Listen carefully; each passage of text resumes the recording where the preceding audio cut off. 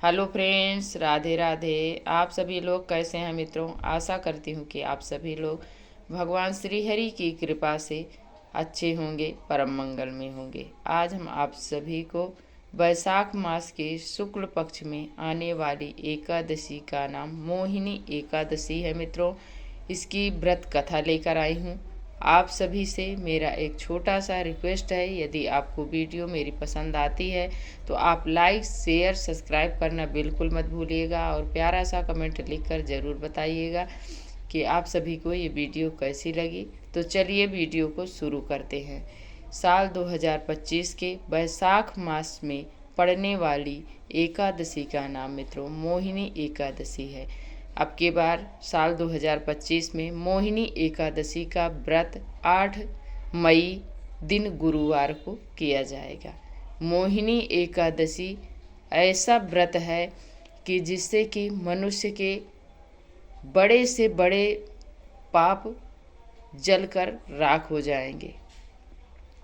इसलिए मोहिनी एकादशी का सबसे बड़ा महत्व है, सबसे बड़ी विशेषता है।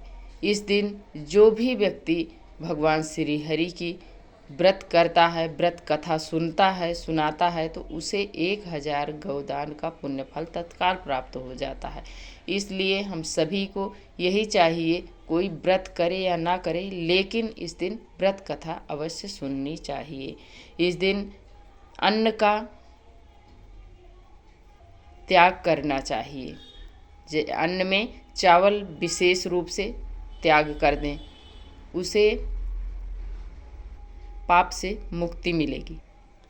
एक बार धर्मराज युधिष्ठिर ने भगवान श्री कृष्ण से पूछा, हे प्रभु, मुझे ये बताइए, वैशाख मास के शुक्ल पक्ष में आने वाली एकादशी का नाम क्या है, महत्व क्या है, कथा क्या है। तब भगवान श्री कृष्ण ने कहा, हे धर्मराज युधिष्ठिर, आपने जो प्रश्न किया है, यही प्रश्न एक बार भगवान राम ने गुरु वशिष्ठ से पूछा था।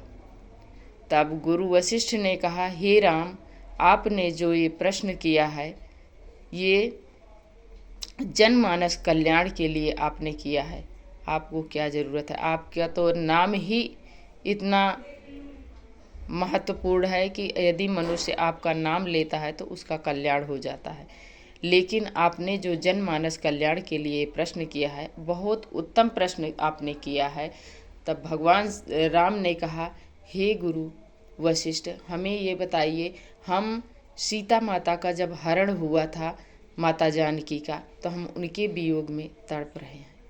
तब उन्होंने बताया कि मोहिनी वैशाख मास के शुक्ल पक्ष में आने वाली मोहिनी एकादशी का व्रत करने से मनुष्य के बड़े से बड़े पाप कट जाते हैं, उन्हें पापों से मुक्ति मिलती है और अंत में वैकुंठ लोक की प्राप्ति होती है। तब गुरु वशिष्ठ ने कहा कि हे राम, ध्यान पूर्वक सुनिएगा इस कथा को। पूर्व काल में एक राजा रहा करते थे। उनके गांव में एक वैश्य रहा करता था। वैश्य के 5 पुत्र थे। 5 में से जो एक छोटा वाला था, वो बहुत पापी था। इसीलिए उसका नाम ही ऐसा रख दिया गया था, भ्रष्ट बुद्धि। उसने इतना बड़ा पाप करता था, इतना पाप करता था कि उससे राजा और उनकी प्रजा भी परेशान हो गई थी। इसलिए कि उसने जुआ भी खेलता था और मांस मदिरा भी पान करता था, वैश्याओं का संग करता था, आदि आदि बहुत सारे बड़े से बड़े पाप, जघन्य अपराध वो करता था। इससे राजा ने परेशान होकर उसे घर से बाहर निकाल दिया। जब, तब उन्होंने, उस लड़के ने, एक बहुत बड़ा घना जंगल था, वो उस जंगल में चला गया। और राजा ने इतने तपस्वी थे, इतने धर्मात्मा थे कि उन्होंने बहुत सारे फलों के वृक्ष लगवाए। नीम, अमरूद, आम, केला, सेब आदि आदि वृक्ष लगवाते थे। उन्होंने बहुत अच्छे कर्म करते थे, लेकिन पूर्व काल में कोई अपराध हुआ था, तभी तो इसी के कारण कहते हैं कि यदि आपसे कोई भी पूर्व काल में पाप हुआ है तो उसके कारण ही आपको ये संतान की प्राप्ति होती है। इसलिए उन्हें भी ये संतान की प्राप्ति हुई उसी पापों के कारण। तब उन्होंने जब निकाल दिया तो वो जंगल में जाकर, घोर जंगल था घनघोर, और उसमें जाकर वो जानवरों को मारता था और उन्हीं की मांस ग्रहण करता था। सुअर, अरे बहुत सारे पशु पक्षी जो होते हैं उन्हें वो मार मार के खाता था। और एक बार अपने जो शरीर पे उसके वस्त्र थे, आभूषण थे, उसे भी वो बेचकर खा गया था। जब उसके पास कुछ नहीं बचा तब वो परेशान हो गया, बिल्कुल परेशान होकर एक दिन एक ऋषि के कुटिया पर वो गया। उसको दिखी एक कुटिया और वो वहाँ पर गया। उस कुटिया पर जब गया तो वो ब्राह्मण वैशाख मास के शुक्ल पक्ष की एकादशी के दिन वो ब्राह्मण गए थे गंगा स्नान करने, और स्नान करके ही वो आए थे और उनके वस्त्रों से जल टपक रहा था और वही जल उसके शरीर पर पड़ गया। उसका जितना भी बड़ा से बड़ा पाप था वो उसी समय नष्ट हो गया था। जब उसका नष्ट हो गया तब उसकी शरीर भी शुद्ध हो गई, उसकी आत्मा भी शुद्ध हो गई। तब वो ऋषि से पूछने लगा कि हे ऋषि, आप मुझे बताइए कि मैं कौन सा पुण्य करूं जिससे कि मेरे जितने भी पाप हैं वो कट जाएं, और मुझे इन पापों से मैं बिल्कुल दुखी हो चुका हूँ। तब वो ऋषि ने ही उन्हें बताया कि आप जाइए और वैशाख मास के शुक्ल पक्ष में आने वाली एकादशी का आप नियम पूर्वक आप व्रत धारण करें और भगवान श्री हरि की मोहिनी रूप की आप विधिवत पूजन करें। पूजन करने से आपके सभी पाप, बड़े से बड़े जघन्य अपराध आपके जल कर राख हो जाएंगे और आपको अंत में मोक्ष की प्राप्ति होगी।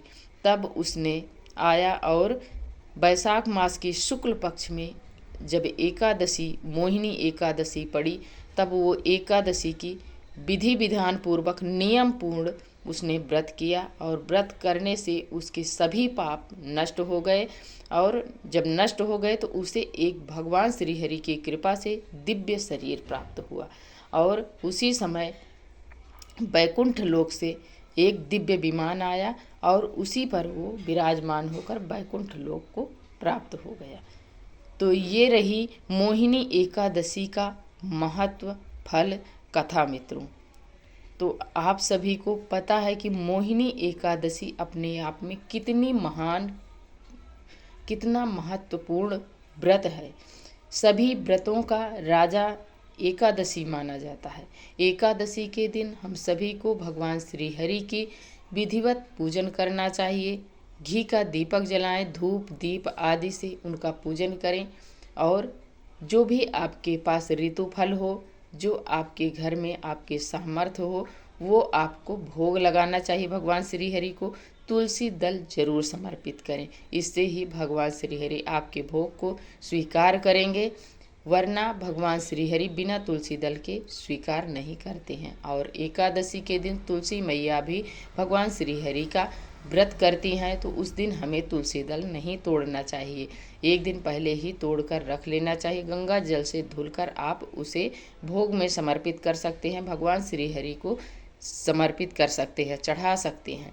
इस प्रकार से करने से भगवान श्री हरि आप पर, आपके परिवार पर सदा वो प्रसन्न रहते हैं। भगवान की प्रसन्नता के लिए ही ये व्रत किया जाता है। भगवान श्री हरि के व्रत को करने से व्यक्ति के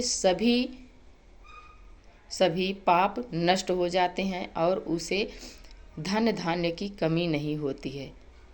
यश, कीर्ति, वृद्धि, संतान प्राप्ति, ये सभी चीज़ें भगवान श्री हरि की कृपा से प्राप्त होती हैं। उनके घर में किसी भी प्रकार की कमी नहीं होती है। इसलिए हम सभी को यही चाहिए कि एकादशी का व्रत अवश्य करें और करने के बाद इस दिन हो सके तो आप दान करें।